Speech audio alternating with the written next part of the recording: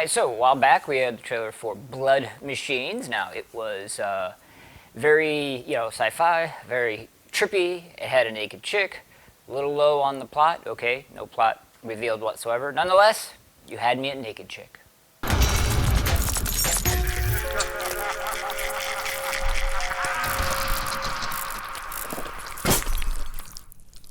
Alright, gotta let everybody know up front, it's gonna be a spoiler-filled review, so if you haven't seen it yet, go check it out. So, alright, plot, wow. Now we know why. There wasn't any in the trailer. I guess you could say that a ship knocks down a ship on a planet that has a bunch of chicks, and then a naked chick comes out of the downed ship like it's her soul or something. And she launches off, and then the guys in their ship pursue. And yeah, that's kind of about it, really. All right, so we start off with likes, and you cannot say anything about this movie without mentioning the special effects. This was not a $100 million Walt Disney Marvel movie. This was special effects on a low budget that blew anything away. I mean, I don't know what the budget for this film was, but, it wasn't the hundreds of millions of dollars. I mean, really, absolutely spectacular. They made a lot of smart choices, a lot of background blurring, and that's just the smart thing to do. I mean, honestly, you work with it, but there were some close-ups of the ship that looked absolutely spectacular. All the interactions with the effects were flawless. The only kind of slight problem. Actually, I can't really say it's effects as much as an odd choice.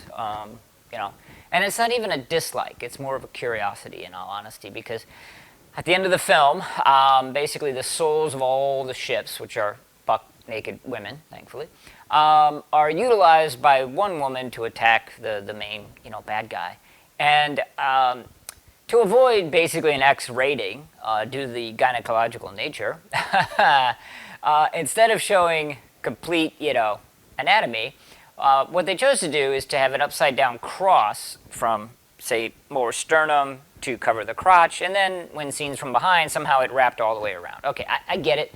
It was functional to cover up the nudity. Plus, I'm sure if you asked the director, the upside cross was some kind of symbolism. Now, again, a couple choices. You could wear, green tape over that area, and then in post, add the effects and everything else. But instead, they just added the effect in post. And so, not that it was a detriment. Again, it wasn't negative. It was just an odd choice. At the end, when you had, 20, 30 naked women all rolling around, there were clearly places where the effects guy missed something. Now, you didn't see anything, blah, blah, blah, blah.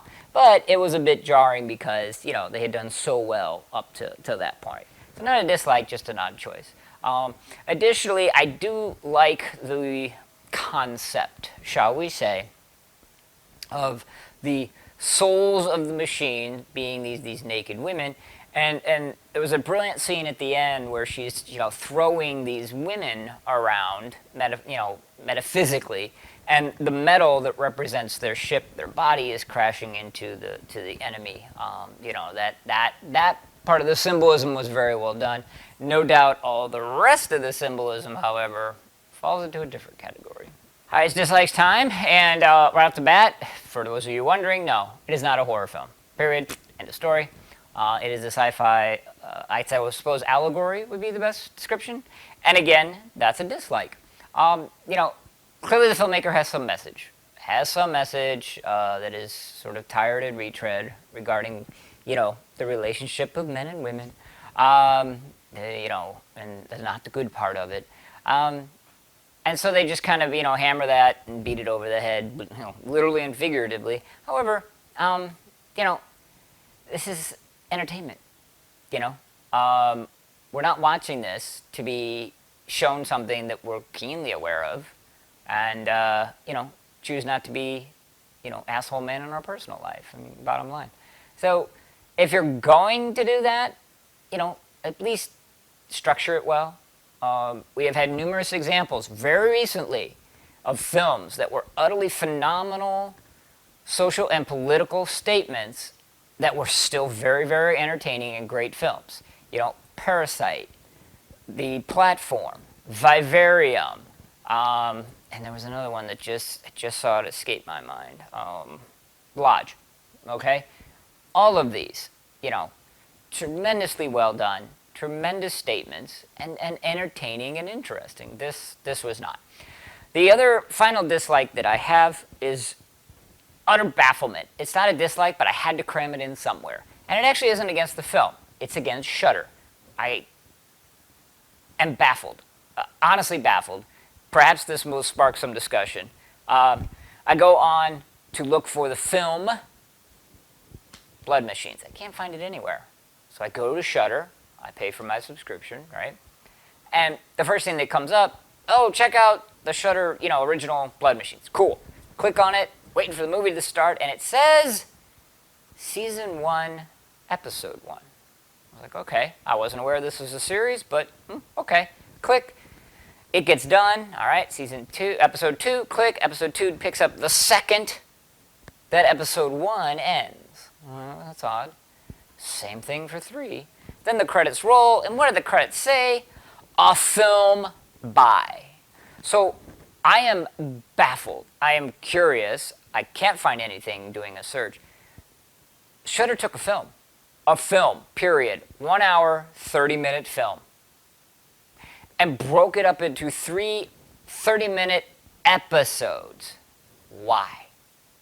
What possible marketing, financial, residual income reason is there behind this? I have to know. I'm utterly baffled.